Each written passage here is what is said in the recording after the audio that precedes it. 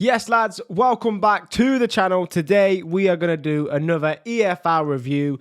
Crazy weekend, lots happened. I'm going to be covering League 2, League 1, and the Championship. 5 games for the Championship, 3 games for League 1, 3 games for League 2. Let's get into this. As I'm filming this, it's deadline day. There's deals taking place all over the EFL. Genuinely, it's so hard to keep up. It's so exciting. One of the best deadline days we've had in a while. So, yeah. Let's get into this. Let's look at the weekend that took place before deadline day. Let's start with Tranmere up against Notts County. It finished Tranmere 1, Notts County 2, a massive 3 points for Notts County after, let's be honest, a bit of a difficult start for them. Their opponents, Tranmere, what a start they made.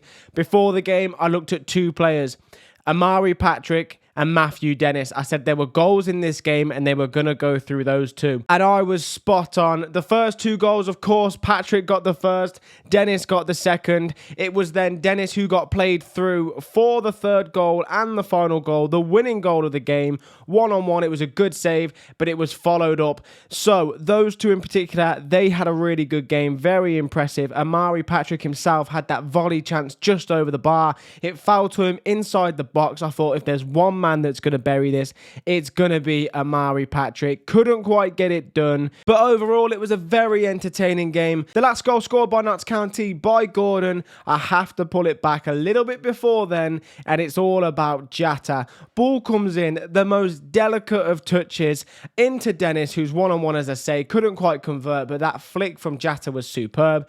Tranmere will raise themselves again. It's a disappointing loss for them at home, of course, but realistically, Notts County, on their day, they can beat anyone, as proven here. Notts County, great 3 points away from home. Now we'll move on to Crewe up against Swindon. Swindon 3, Crewe 0. Crewe, what on earth has happened to them in the last 2 weeks? I mean, let's first look at the fact that it's another game without a goal. So it's just not a good time for Crewe. Swindon, however, they have been so hit and miss this season. One game they're absolutely firing, the next game they're not. In this game though, they were certainly firing. A massive 3 points for them. 3-0, it could have been 4 or 5. It nearly was 4 or 5. Crewe, they have to build from this. They have to get off this sort of losing streak. I know it's only 2 games, but this losing streak they seem to be on. And as for Swindon, as I say, prime Barcelona at times. The 3rd goal was absolutely fantastic. From the keeper, up middle, pass, through goal. Genuinely, go and watch it if you haven't seen it. A wonderful goal. But there was one man in particular that stood out, and that is Gavin Kilkenny, one of the best players in League 2. That is a fact. I don't care what anyone says. And he was man of the match for me. I had him as player of the week for my League 2 overview. If you haven't seen that, go and check that out on TikTok. Yeah, he's just a superb player, got a goal as well, great strike, slight deflection, but regardless, what a strike it was. And Swindon look really good, so let's see how they get on next weekend, because this inconsistency is killing not only my bets, but also I'm sure Swindon fans, you don't know which team's going to show up each week, so yeah. Regardless, a great 3 points for Swindon, away from home. Crewe need to be better. Swindon, carry this on. Keep this momentum. Chesterfield 2, Crawley 2, but a bit of a sour note to start this one. Phil Kirk, the co-chairman of Chesterfield, sadly passed away. Far too young, far too young. It's a really sad day for the club, and I felt the tribute beforehand was really nice, a very special tribute to him, but I just wanted to highlight that was this week. So yeah, very sad news for Chesterfield, but in terms of the game itself, they showed a great resilience, a great fight back, and it was exactly what the place needed. Crawley, of course, Harry McCurdy, he could have had a hat-trick. They went 2-0 up in this game. The first one, Hemming, what are you doing? He comes out of goal, steams out, McCurdy just takes it past him, slots it in. It was then a penalty. Harry McCurdy converts again, but the fight back, it was all within 2 minutes from Chesterfield, was special. And the most important moment for me, the ball comes across the box. It's waiting to see, will it be a red shirt or a blue shirt that gets on the end of it? It was blue. It was Dobra who fired it into the back of the net, and it was a very special moment. You just felt the players went into ecstasy. They didn't do enough to get all 3 points. Crawley actually showing some good signs that they're going to be around this season and not in this relegation form they started with. So yeah, very sad day for Chesterfield, a sad week for them, but they'll be happy that they got back to the 1 point. As for Crawley, massive result for them. They'll be disappointed. They may see this as 2 points dropped, as they could have gone 3-0 up at one point. But again, a lot of positives to take. As for the rest of League 2 then, it was Barrow down to 10 men, losing against Fleetwood. Massive result for Fleetwood. Barnet won, Colchester won. Colchester, they haven't been able to really get it together the last couple of weeks. Barnet, another good point for them. They'll be happy with the start to the season they've made. Speaking of good starts, it was Bromley 2, Harrogate 0. Both sides had made a good start. Bromley, though, 3 points on the day. I don't really think Harrogate came into it too much. But yeah, Bromley really surprising me. I thought they would be a worse side than they are. Yeah, Bromley, let's see how they get on. Cambridge 2, Newport 0. Newport, that is now 5 straight defeats. Cambridge, another big 3 points. They're beginning to really warm up now and get their way up this table. Newport, though, they aren't playing horrendous football, so it's a frustrating one for them. But ultimately, football is about winning games. At the moment, they're not doing that. Grimsby, after the big Manchester United win in midweek, we all knew it was going to be tough for them to go from such a high back down to League 2, back to the grind. And Bristol Rovers, they went there, they got all 3 points. 1-0 winners on the day, another big 3 points for them. Bristol Rovers, Crawley, Shrewsbury, they've all struggled, but now all of a sudden points on the board. Big result for Bristol Rovers. MK Dons 0, Walsall 1. Massive result for Walsall this. No one saw it coming. Miles Roberts, special shout out. Great game from him in goal. MK Dons, though, just not able to get it together. Points dropped. Are we going to see a bit of a reoccurring theme here? Is the home atmosphere enough to carry them forward? I really don't know. It looked a bit grim towards the end. Oldham 0, Gillingham 1. Gillingham, big 3 points for them. Away from home. Oldham, it just hasn't quite happened for them just yet. I reckon they'll still get around the mid-table mark, but they've certainly started slower than they would have liked. And I said before in my predictions there was going to be a 0-0. I was correct. The 0-0 is Shrewsbury and Accrington. That's the one I went for. 0-0 game. And look, listen, Shrewsbury will take the point. Accrington may be a bit frustrated. They haven't been able to capitalise on Shrewsbury, who aren't doing very well. They haven't had a good start. But yeah, 0-0, the final score, and they'll take that. Moving now on to League 1. And for the first game I've had to cover, Cardiff 4, Plymouth 0. A demolition job. Another game where Tom Cleverley's side failed to score a goal. Cardiff, what a start to the season they've made. At home, it is a fortress for them. Away from home, they're doing what they need to do to get results. Listen, this isn't going to be the worst loss that Tom Cleverley has this season, but there's still a lot of cause for concern, if you ask me. 4-0, and they never looked like they were going to get in it either. I mean, one of the goals, how on earth you stop this, I do not know. Ruben Colwill, edge of the box, plays it back to Ryan Wintle. One of those company moments where you're thinking, well, shoot, but is Wintle going to be the man to do it? And he was. What a hit it was. Absolutely flies into the top corner. Goal of the day, in my opinion. There were some absolutely fantastic goals across the EFL and the Premier League.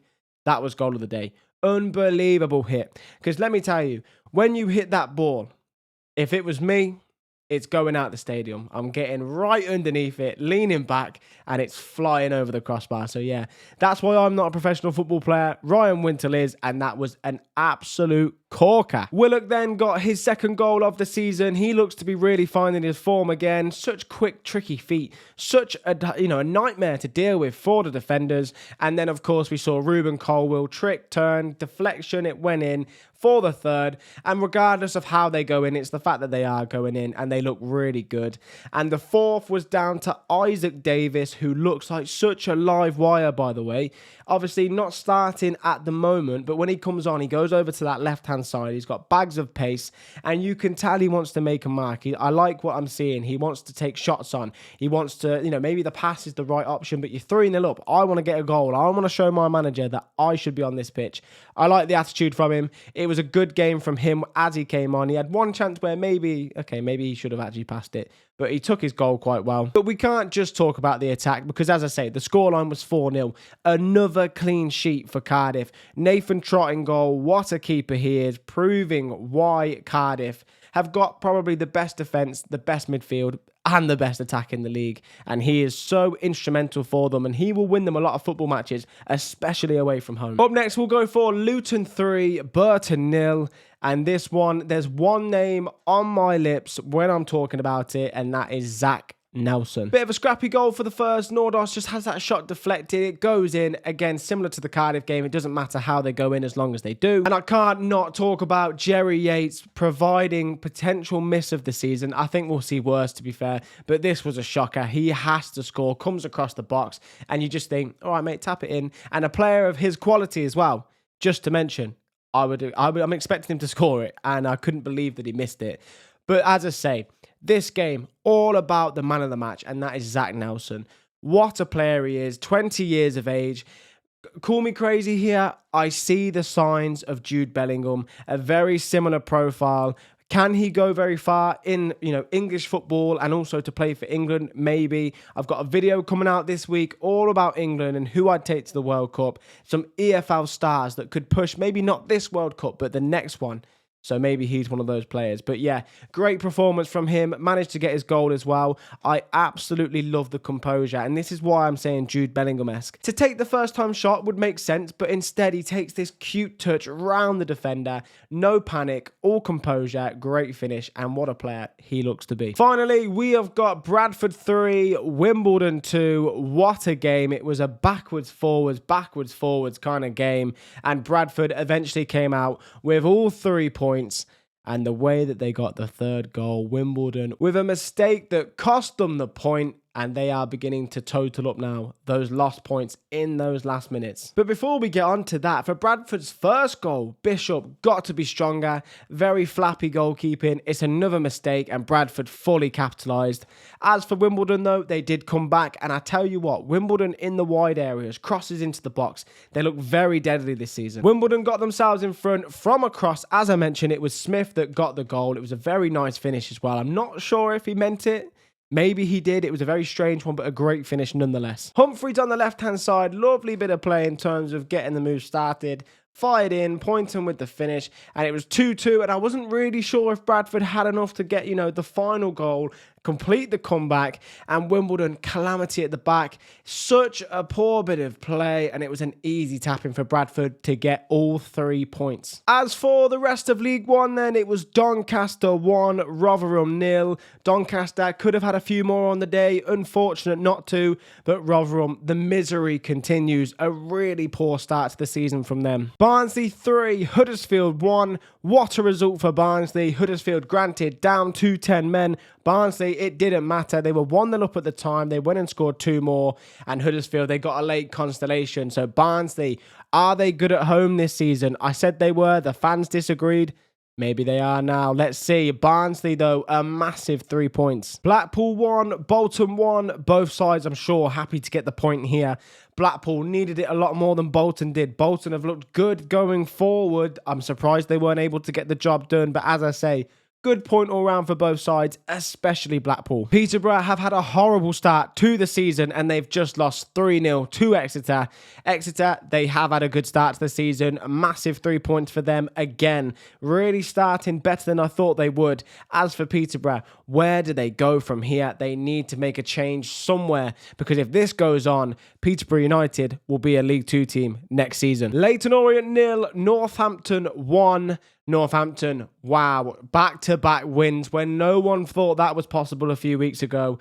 Leyton Orient, what is happening at the moment? The inconsistency, 4-1 battered by Mansfield, and then they lose 1-0 at home to Northampton. Northampton getting the goals again, and also it wasn't just a scrape 1-0 win. They looked the better side. Leyton Orient with work to do. Northampton now with some hope. Reading 1, Port Vale 0. Port Vale, are they a little bit hungover from the week where they did beat Birmingham at St Andrews? Great result for them there. However, similar to Grimsby, are they a little bit, back on the grind? It's always going to be tough away at Reading, and I think that's the case. Reading, though, they will not care. They needed those 3 points. They got them, and now are we going to see them start to, slowly rise up the table, as I thought they would from the beginning of the season? Stevenage 1, Wycombe 0. Wycombe, a horrible start to the season. It's continued. They were up against an informed side. Stevenage bounced back from the loss last week, so yeah, Wycombe, a lot of work to do. Mike Dodds, time's ticking. He could be the first one out the door. Wigan 1, Stockport 1. Great game this. I thought it was going to be tight, and Stockport again showing they can grind out results, but will they be disappointed to not go and pick up all three? As far as Wigan are concerned, they managed to get the goal, they managed to get the equaliser, and realistically for Wigan it's a good point. For Stockport it is still a good point, but in terms of the title race and pushing on, they're going to need to turn those points into wins. Lincoln 1, Mansfield 1. Mansfield, I thought they were going to go 4 wins out of 4. They're now unbeaten in 4. Lincoln, after being... Lincoln down to 10 men. They won't mind that too much. A point for them is a good result. And let's be honest, Lincoln away, that is a tough game for Mansfield. So yeah, Mansfield 1, Lincoln 1, they don't mind that. A good point for both sides. Now then, on to the Championship. And up first, we have got Middlesbrough up against Sheffield United. Final score on this one, it was Middlesbrough 1, Sheffield United 0. So to start with, we'll talk about the good of this game, and that is Middlesbrough. They look a very good side. 1-0, it probably was more than a 1-0 game, and they had the chance, especially at the end. Bergs or what? I mean, pass the ball, pal. If you do, your team win 2 or 3-0. But regardless, Hackney and Morris, what a pairing they are. The energy in that midfield, but also the quality as well. And I'll talk about the goal in a second, but Morris is actually a big part of the goal in my opinion. But before the goal, there was an incident where Peck has gone in. It is a horrible challenge. It's a real nasty one, an ankle breaker. Stood straight onto the ankle. Genuinely, he's so fortunate he wasn't sent off, and he's also fortunate that he didn't cause a serious injury. So that's the first incident there. But then a man who I thought was dead, Matt Targett, made the move to Middlesbrough. He's only been there for a few days, and the ball comes in from Morris, and this is what I love about Morris as a player. He plays that forward pass. As a midfielder, Roy Keane said on the weekend, your job, first job, is to try and go forward. If you can't, then keep possession. He gets the ball, turns, plays a lovely ball straight through the midfield into Naipen, who plays the ball out wide to Matt Targett. And we said that the Morris ball was a good ball. Well, this was special. First time pass, perfectly weighted, past Japhet Tanganga, into Conway. Great finish from Conway, composed, collected finish from him. Middlesbrough 1-0. And as I say, it could have been so much more, but we just mentioned his name a minute ago, Japhet Tanganga. The only Sheffield United player that can stand there and say, I had a good game. And he didn't just have a good game, he had a great game. Genuinely, the only one. His defending was phenomenal. The blocks, everything, body on the line. That is why they signed him. And genuinely, he might be the reason why they even mount a playoff charge at some point. Because they need players like him. And with Gus Hamer likely out the door now, off to PSV Eindhoven, at the moment, that's the current story. They're going to need Japhet Tanganga to really, really step up, as he has done. But yeah, it's a bleak, bleak time for Sheffield United. No real composure. The final third looks horrible. Ruben Sales, is he out of his depth? I think he might be. Moving on now, it's QPR up against Charlton. QPR battered 7-1 at Coventry last week. Charlton, heartbreak. Leicester, 1-0, and it was a great goal from Fatuwu. This game, to me, had draw written all over it. QPR to bounce back. Charlton, who aren't going to be as good away from home as they are at home.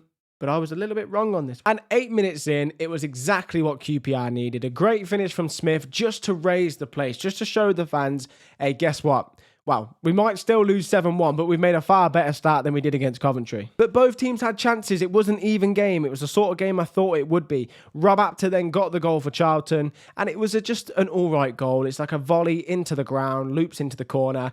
And at this point here, 1-1, I was very adamant that we were either going to see 2-2 or it was going to stay as it was at 1-1. And we did get our second goal, and what a second goal it was. It's Sato. He picks the ball up in the middle of the pitch, and he's in his own half, I believe, at the time, and he just drives forward. And I just love players like this that are ball carriers that can drive into the opposition territory. And I think the Charlton defence, they're expecting some form of pass or something. It doesn't come. He charges basically into the box. Great finish as well. So a really nice goal. It reminded me a little bit of Adel Taarabt. and when he was playing for QPR, that sort of, dribble almost the length of the pitch and score. So yeah, a great goal for Sato. And then of course, the game's on a bit of a knife edge. We're looking for someone to either get the equaliser for Charlton or nail in the coffin for QPR. And it was that man again, Richard Kone. He scored a last minute goal last week against Coventry. It meant nothing. This one meant everything. Barral, lovely little flick on Kone, one-on-one. And you're thinking, okay then, there's been a lot of talk about how good you are as a striker. We're going to need to know that you're going to finish these chances. And he did. Very happy for him. He looks like he's settling well into QPR. They've still got Kwame Poku to come. They've got other key players to come back as well. QPR certainly not down and out. 3-1 winners. Great result for them. Ipswich 2, Derby 2. What a game this was. First of all, the first Ipswich goal. Corners come in. Matt Clark, I'm going to point him out particularly. Poor defending, it's come over him. Jacob Greaves smashes the ball in from about 4 yards out. A nice header. But overall, Derby be disappointed with the way they defended that. And in the first half, it was a story that we've seen all season. Ipswich missing chances. And that is a current theme from the start of the season. They're going to need to address this. And I know they've made a few signings. And I'm sure we'll see some more movement today on deadline day.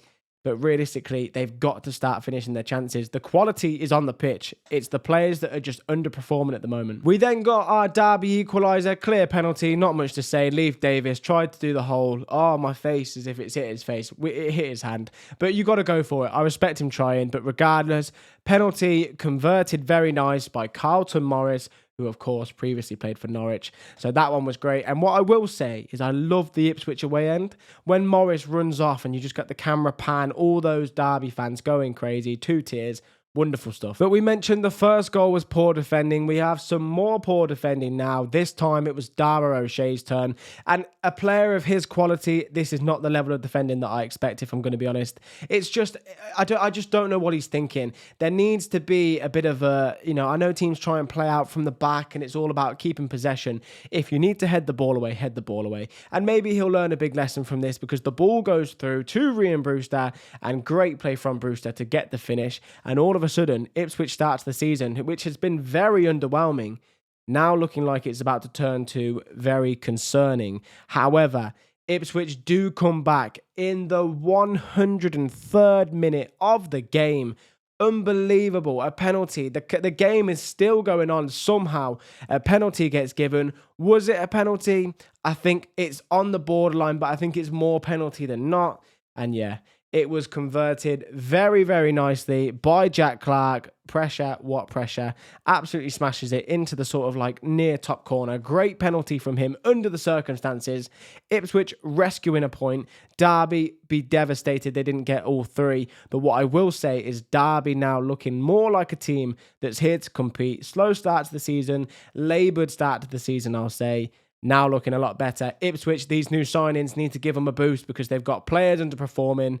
Let's hope the new signings raise it for them. 2-2, great game. And 2-2 was a very common theme in the Championship this weekend because our next game, it's going to be Watford 2, Southampton 2. And Will Still, he went for Cameron Archer. I have been petitioning for Cameron Archer to start more games. Adam Armstrong, decent player. Cameron Archer has the potential to win you a title, especially at a level of the Championship. Now, he gets the start, scored in midweek, the first goal, typical Cameron Archer goal. Ball falls in the box from a corner, pounces, finishes, poacher. That is what he is. They're the type of goals he'll score, as well as also, of course, the one-on-ones. He's that sort of player. He gets you goals, and goals win you games, and games wins you the title. And so maybe we saw a glimpse of what's to come for Southampton there. We will mention, though, Finn Azaz almost got his goal, almost got his debut goal. Ball comes across. It's like a half volley, saved very calmly. But yeah, I had to mention that. Finn Azaz making his debut, new signing, almost got the perfect start. And then Watford gave their reply. It was Ricardo Vata. Lovely ball over the top. It falls to Bar. And when I say he's hit this, he has hit this. Right hand side, tough angle. Absolutely smashes it as hard as he could into the bottom corner. Genuinely unbelievable finish. You see that finish in the Champions League final and you say, wow, what a player he is.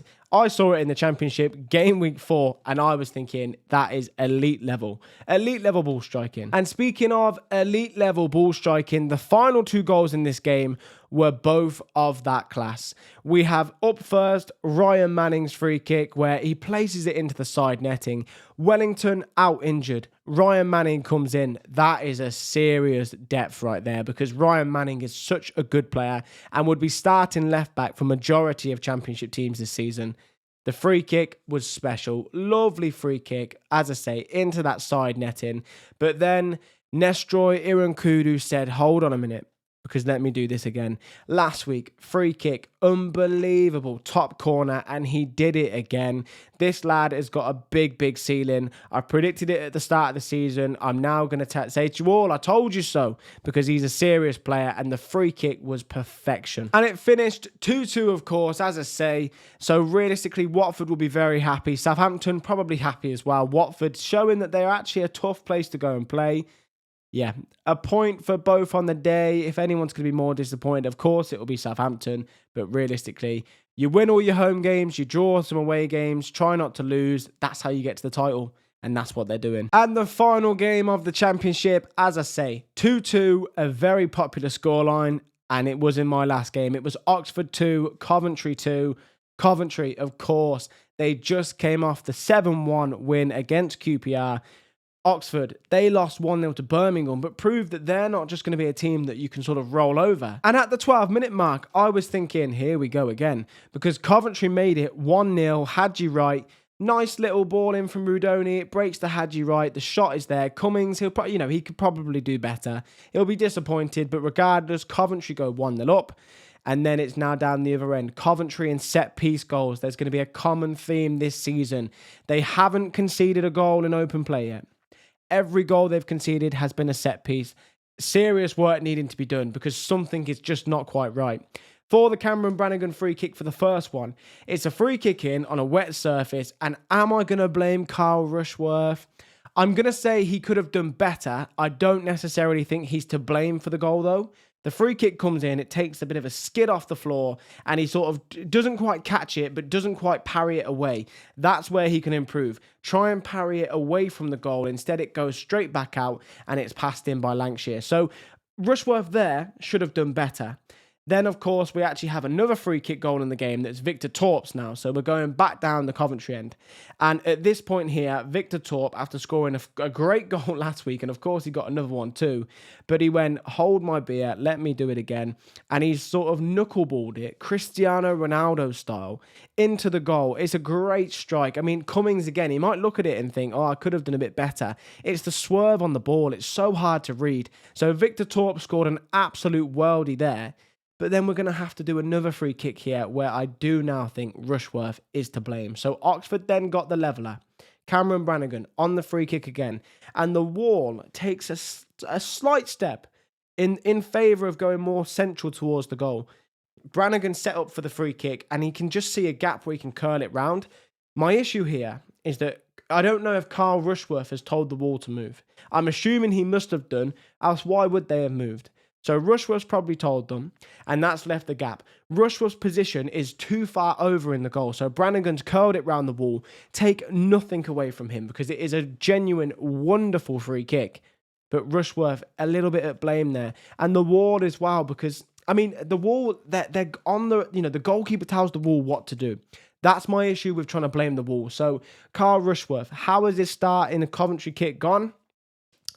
Quite average, I'd say, and he needs to get these mistakes out of his game. If I was a Coventry fan, I would be very happy that we didn't pay £5 million as a fee. That's how I would feel as a Coventry fan, because right now he's not demonstrating that he's worth that. But overall, there was chances after these moments too. Hadji Wright, the main talking point, ball comes across in the box, side foot finish, and he's one of the best strikers in the league apparently. He hit the bar. It's unfortunate, but for me, he has to score. And if he does, Coventry take all 3 points back to the CBS. But instead, Oxford, they hung on. They got their point, a well-deserved point as well. Coventry, they'll be frustrated. Set-piece goals. ruining their great start to the season. As for the rest of the championship then, it was Stoke 0, West Brom 1. What a result for West Brom. In a week where we saw Darnell Furlong leave, we saw Tom Fellows leave, and so a real sort of chop and change for a side that looked so settled. Didn't matter. 1-0, great result for West Brom. 10-men Blackburn lost 2-0 to Norwich to Josh Sargent. Great performance from him, a penalty and a great strike. Yeah, Norwich, a big away win, exactly what they needed. They're so good away and so poor at home. Bristol City 4, Hull 2. And Hull, they started so well. They got that goal early doors. Bristol City showed their class. 4 goals again for them, showing that they, alongside other teams in this league, can score a lot of goals. Hull, concerning times. 4 goals conceded after the 3 last week. Yeah. Bristol City, great point for them. My team of the week, personally. Millwall 0, Wrexham 2. Great result for Wrexham. Millwall have had such a good start to the season. Wrexham desperate for their first 3 points in the league. They got their first win against Preston in midweek, and they did it in some fashion. Millwall, apparently the better team to start with. They looked at it in terms of what I saw, but Wrexham, they managed to get the win, and Millwall will kick themselves, dropping points at home after a great start to the season, as I say. Speaking of being good at home, though, Portsmouth always are. 1-0 winners against Preston. Preston back-to-back huge wins. It was always going to come to an end at some point. Fratton Park, tough place to go. Portsmouth, though, they'll be happy. John Moutinho's side, 3 points on the day and moving up that table. And finally, Sheffield Wednesday, who also had a great result midweek. They lost 2-0 to Swansea, a Swansea side that looks very established. I've never seen a team more destined for mid-table. Just a good side. They will have their bad game, but hopefully they can build on this for the seasons to come. As for this season, as right now, 2-0 winners on the day. As I say, great points for them. And that is the end of the EFL review. Thank you so much for watching. We've got some great content coming up this weekend, so if you are enjoying it, please do subscribe. It means a lot for the channel. We're trying to build something here. We're trying to get weekly regular content flowing out. That is what we will do. So yeah, if you're enjoying it, turn the bell on, hit the subscribe button, drop a like. You know what to do. And yeah, of course, as always, we'll see you on the next one.